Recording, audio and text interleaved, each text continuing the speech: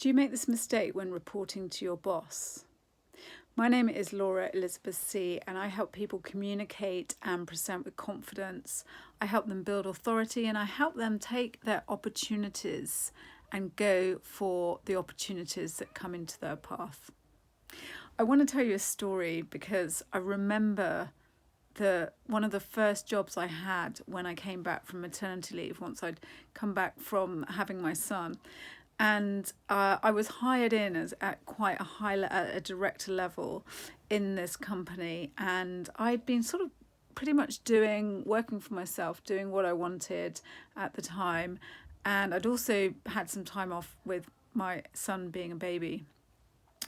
And I actually reported into the CEO, and the CEO had put a meeting in my diary for us to meet, just me and him. And I was kind of like, okay, cool, and it was probably like sort of 3 weeks in from when I started, 3 or 4 weeks in from when I started.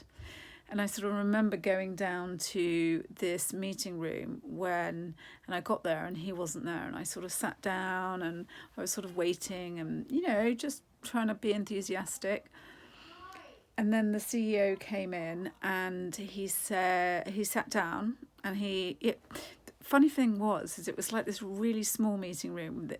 In the office there was a meeting room that wasn't, it was sort of like almost like a phone booth, and that was the only meeting. And I think he kind of liked to use that meeting room all the time for himself, and that was the only meeting room that was free. So we were sort of sitting quite closely. We were sitting like, not a healthy distance apart, not in any way bad, but it was quite intimate for a meeting.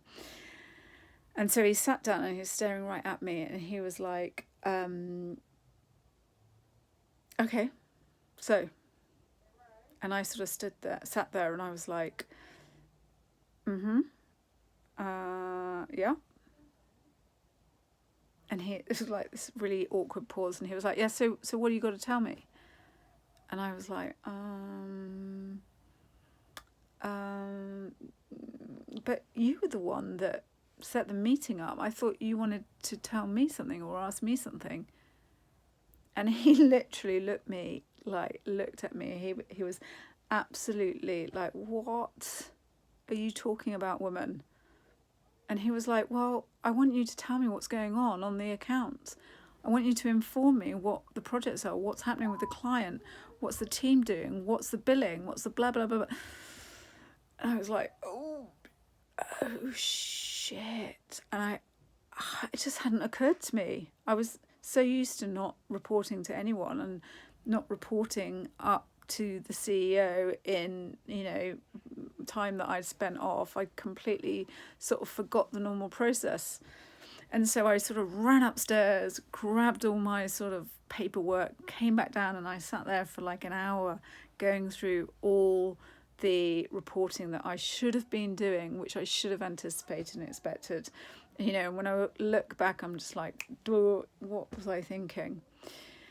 And it was a real lesson learned, right? Is, how important reporting up to your boss, to your line manager, whoever it is, how important it is to report up.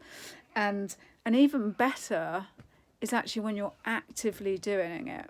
So you're not waiting for the meeting to go in, or, you're actively wanting to report up to them, to tell them all the good things that's been going on, all the good things about you. And, you're communicating and influencing upwards so that you can take control of the communication and the project updates and really communicate how well you're doing in your job. Reporting up, lesson learnt. I never ever went back to one of those meetings without having a report and an update for the CEO.